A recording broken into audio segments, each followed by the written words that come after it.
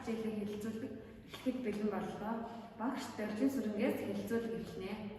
За юуны түрүүнд хичээл маань сонирхолтой, сурчлагын идэвхтэй үр дүнтэй төслийн дагуу хичээл болж сайхан өнгөрүүллөө. Хичээл энэхүү хичээлийг заахын өмнө сурчдын өгүүлбэрийг шалгасан байгаа.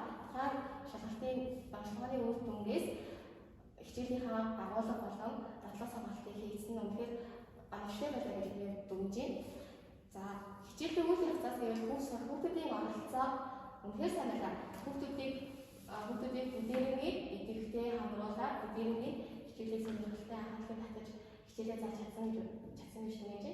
Харин багш сурагчдын харилцааны хөтөлбөр болоод сурагчид бусад багийнхаа гишүүдтэйгээ маш сайхан саруу харилцаж байгаа. Манай чадвар маш өндөр байна. Надтай ч гэсэн чөлөөтэй харилцаж чадлаа. Сайхан хичээл боллоо гэж бодож байна.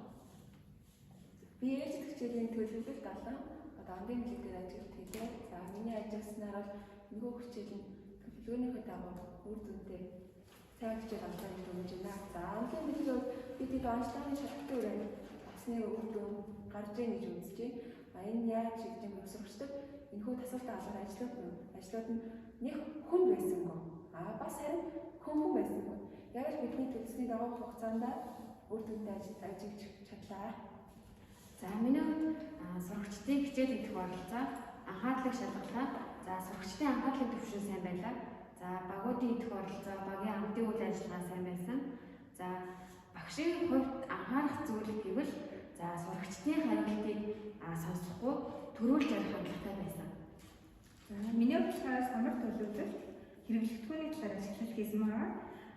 Ажлын хувьд хүүхд бүртгэгчтэй ажиллах хялбар ойлгомжтой байсан гэж дүгнэж байна. Харин төлөвлөгөөний дагуу самар төлөвлөлт маань маш амжилттай болж өнгөрлөлөө. Харин нэг зүйл нь манай бас сандарсныхаа марцсныхаа онцор өдрөө мартчихсан байсан. За миний хувьд болохоор цагийн төлөвлөлтийг ажилласан байгаа. За хөтөлбөр дээр сэтэлжүүлэх цагийг 5 минут гэж болсон боловч саяны хичээлээр 7 минут болж хугацаа хэтэрсэн байна. За гэхдээ багш маань өөрийнхөө чадвараар алдсан хугацааг өгсөн. Тийм учраас бусад зүйл дээр цагийн алдаа гараагүй байна. За нэмж хэлэхэд хичээл заах үеийн дараагийн зүйл ажиглалаа. Тэрнээс ингээд тэгэхээр дасгал ажил 2-3 байгаа юм уу? Тэгээд 4 зүйл ажилласан. 4 зүйл өгсөн. Энэ цэгийг 5 болгож болгоё гэж бодлоо. Яг тэгэхээр би мэдээж ихний цэгийг сурчлаа шалгуулж өгч байгаа. Тэгвэл өгсөн 4 гараа нэг бүгдийг нэг бага болгоно нэг цэг өгч самбарт даалгуулахад нэг цэг буцаж байгаа. Тэгэхээр дараа жилүүдээр 5 цэг болгох санал байна. Бид нэр ажилтны